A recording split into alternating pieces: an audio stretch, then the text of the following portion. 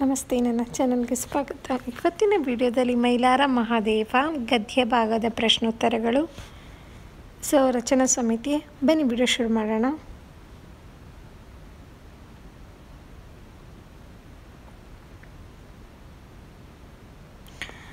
ಇಲ್ಲಿ ಮೊದಲನೇದಾಗಿ ನೀವು ನೋಡ್ಬೋದು,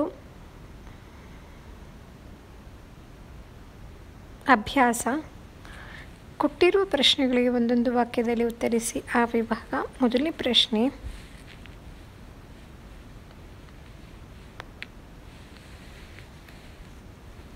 ಮೋಟೆಬೆನ್ನೂರು ಎಂಬ ಹಳ್ಳಿ ಯಾವ ಜಿಲ್ಲೆಯಲ್ಲಿದೆ? ಮೋಟೆಬೆನ್ನೂರು ಎಂಬ ಹಳ್ಳಿ ಹಾವೇರಿ ಜಿಲ್ಲೆಯಲ್ಲಿದೆ.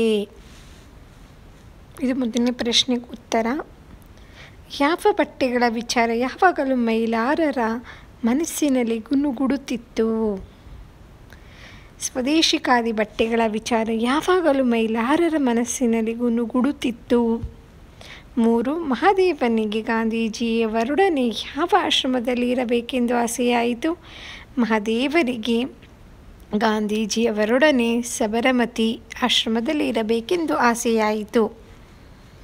4ನೇ ಪ್ರಶ್ನೆ, ವಿಜಯಪುರ ಜಿಲ್ಲೆಯಲ್ಲಿ ಯಾವ ಗ್ರಾಮದಲ್ಲಿ ಖಾದಿ ಬಟ್ಟೆಗಳನ್ನು ತಯಾರು ಮಾಡುತ್ತಿದ್ದರು? ವಿಜಯಪುರ ಜಿಲ್ಲೆಯಲ್ಲಿ ಕಲದಗಿ ಎಂಬ ಗ್ರಾಮದಲ್ಲಿ ಖಾದಿ ಬಟ್ಟೆಗಳನ್ನು ತಯಾರು ಮಾಡುತ್ತಿದ್ದರು.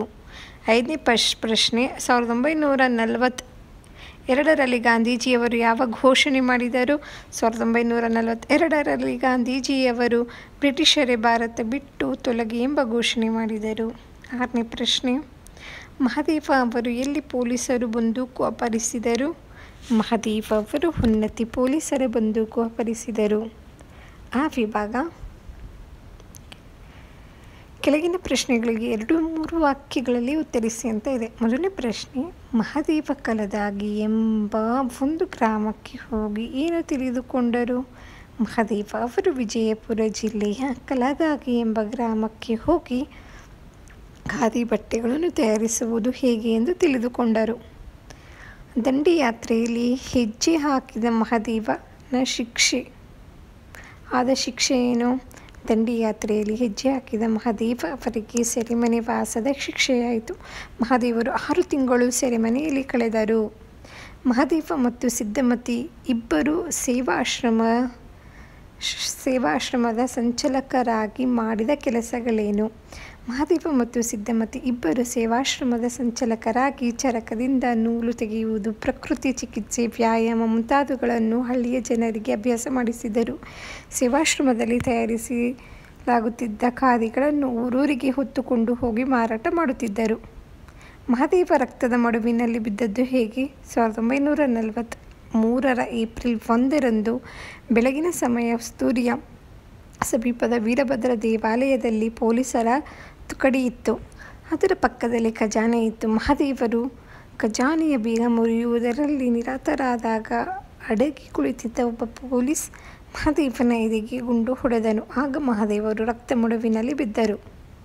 ಈ ವಿಭಾಗ. ಕೆಳಗಿನ ಪ್ರಶ್ನೆಗಳಿಗೆ 5-6 ವಾಕ್ಯಗಳಲ್ಲಿ ಉತ್ತರಿಸಿ.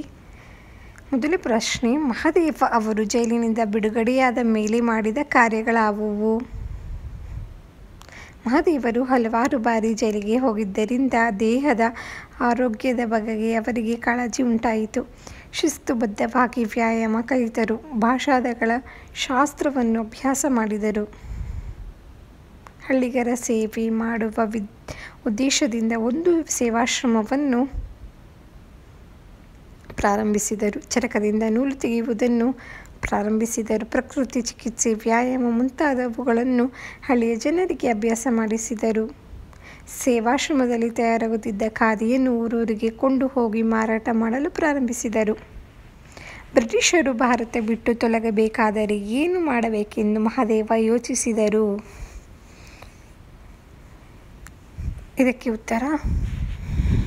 ಬ್ರಿಟಿಷರು ಭಾರತ ಬಿಟ್ಟು ತೊಲಗಬೇಕಾದರೆ ಅವರು ನಡೆಸುತ್ತಿರುವ ಆಡಳಿತಕ್ಕೆ ಧಕ್ಕೆ ಉಂಟು ಮಾಡಿ ಅವರಿಗೆ ಆಡಳಿತ ನಡೆಸುವುದು ಸಾಧ್ಯವಿಲ್ಲ ಎನಿಸುವಷ್ಟು ಕಿರುಕುಳ ಕೊಡಬೇಕು ಎಂದು ಯೋಚಿಸಿ ತಮ್ಮ ಸಂಗಡಿಗರೊಂದಿಗೆ ಇಂಥ ಸಾಹಸಕ್ಕೆ ಅಣಿಯಾದರು. ರೈಲು ಓಡಾಟದ ಮೇಲೆ ಗಮನವಿಟ್ಟು ಸವಣೂರು ಎಂಬಲ್ಲಿ ರೈಲು ನಿಲ್ದಾಣವನ್ನು ಬ್ರಿಟಿಷ್ ಪೊಲೀಸರಿಗೆ ಗೊತ್ತಾಗದಂತೆ ಸುಟ್ಟು ಹಾಕಿದರು. ಹೊನ್ನತಿ ಎಂಬಲ್ಲಿ ಪೊಲೀಸರು ಬಂದೂಕು ಅಪಹರಿಸಿದರು. ಬಾಳೆ ಹೊಸೂರಿನ ಪೊಲೀಸ್ ಕೇಂದ್ರವನ್ನು ಸುಟ್ಟರು. ಇವರ ಕೃತ್ಯಗಳಿಂದ ಬ್ರಿಟಿಷ್ ಸರ್ಕಾರ ನಡುಗಿತು. ಹೊಸೂರಿಯಲ್ಲಿ ನಡೆದ ಘಟನೆಗಳಾವುವು? ಹಾವೇರಿ ಜಿಲ್ಲೆಯ ಹೊಸೂರಿಯಲ್ಲಿ ಕಂದಾಯವನ್ನು ಬಲವಂತವಾಗಿ ವಸೂಲಿ ಮಾಡಿ ಜನರನ್ನು ಹಿಂಸಿಸುತ್ತಿದ್ದ ಸರ್ಕಾರದ ಕೇಂದ್ರವಿತ್ತು. ಅದನ್ನು ಆಕ್ರಮಿಸಿಕೊಳ್ಳಬೇಕೆಂದು ನಿರ್ಧರಿಸಿದರು. 1943 ಏಪ್ರಿಲ್ 1 ಬೆಳಗಿನ ಸಮಯ ಹೊಸೂರಿಯ ಸಮೀಪದ ವೀರಭದ್ರ ದೇವಾಲಯದಲ್ಲಿ ಪೊಲೀಸರ ತುಕಡಿಯಿತ್ತು. ಅದರ ಪಕ್ಕದಲ್ಲೇ ಖಜಾನೆ ಇತ್ತು. ಮಹಾದೇವ ತನ್ನ ಸಂಗಡಿಗರೊಂದಿಗೆ ಮುತ್ತಿಗೆ ಹಾಕಿದರು. ಮಹಾದೇವ ಅವರ ಧೈರ್ಯಕ್ಕೆ ಹೆದರಿ ಹಲವು ಪೊಲೀಸರು ಓಟ ಕಿತ್ತರು. ಮಹಾದೇವ ಖಜಾನೆಯ ಬೀಗ ಮುರಿಯುವುದರಲ್ಲಿ ನಿರತರಾದಾಗ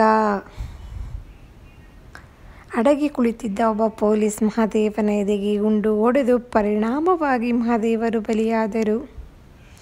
ಈ ವಿಭಾಗ ಖಾಲಿ ಜಾಗವನ್ನು ಸೂಕ್ತ ಪದಗಳಿಂದ ಭರ್ತಿ ಮಾಡಿ ಪ್ರಾಥಮಿಕ ನಂತರದ ವಿದ್ಯಾಭ್ಯಾಸಕ್ಕಾಗಿ ಮಹಾದೇವ ಶಾಲೆಗೆ ಹೋದರು. ಹಂಸಭಾವಿ ಮಹಾದೇವ ಚಳುವಳಿಯಲ್ಲಿ ಭಾಗವಹಿಸಿ ಜೈಲು ಸೇರಿದ್ದರು. ಸತ್ಯಾಗ್ರಹ ಹಾವೇರಿ ಜಿಲ್ಲಾ ಹೊಸ ರೀತಿಯಲ್ಲಿದ್ದ ಸರ್ಕಾರದ ಕೇಂದ್ರ ವಸೂಲಿ ಮಾಡುತ್ತಿತ್ತು. ಕಂದಾಯ ಬಾಳು ಮೀಸಲಾಗಿಸಬೇಕು. ದೇಶಕ್ಕಾಗಿ ಬಾಳು ಮೀಸಲಾಗಿಸಬೇಕು. ಸ್ವತಂತ್ರ ಚಳುವಳಿಗೆ ಸಂಬಂಧಪಟ್ಟ 10 ಪದಗಳನ್ನು ಬರೆಯಿರಿ. ಹೋರಾಟ, ಸತ್ಯಾಗ್ರಹ, ತ್ಯಾಗ, ಬಲಿದಾನ, ಚಳುವಳಿ, ಹಿಂಸಾತ್ಮಕ, ಸೆರೆಮನೆ ವಾಸ, ದೇಶಭಕ್ತ, ಬಂದೂಕು, ಜೈಲುವಾಸ. ಒಂದಿಷ್ಟು ಪದ ಬರೆದಿದ್ದೀನಿ, 10 ಪದ ಸ್ವಾತಂತ್ರ್ಯಕ್ಕೆ ಸಂಬಂಧಪಟ್ಟಿದ್ದು. ಇದಾದಮೇಲೆ ಕೆಳಗಿನ ಸೂಚಿಸಿರುವ ಊರುಗಳು ಯಾವ ಜಿಲ್ಲೆಯಲ್ಲಿವೆ ಎಂಬುದನ್ನು ಬರೆಯಿರಿ ಅಂತ ಇದೆ. ಮೊದಲನೆಯದು ಮೂಟೆಬೆನ್ನೂರು ಹಾವೇರಿ ಜಿಲ್ಲೆಯಲ್ಲಿದೆ. ಹೊಸರಿತ್ತಿ ಹಾವೇರಿ ಜಿಲ್ಲೆ. ಕಾಲದಾಗಿ ಬಂದು ವಿಜಯಪುರ ಜಿಲ್ಲೆಯಲ್ಲಿದೆ. ಇದಿಷ್ಟು ಇದಕ್ಕೆ ಉತ್ತರ. ರೋ ವಿಭಾಗ ಕೆಳಗೆ ಸೂಚಿಸಿರುವ ಪದಗಳನ್ನು ಬಳಸಿ ವಾಕ್ಯಗಳನ್ನು ರಚಿಸಿ. ಸ್ವಂತ ವಾಕ್ಯ ಬರಬೇಕು. ಮೊದಲನೇದಾಗಿ ಸ್ವತಂತ್ರ.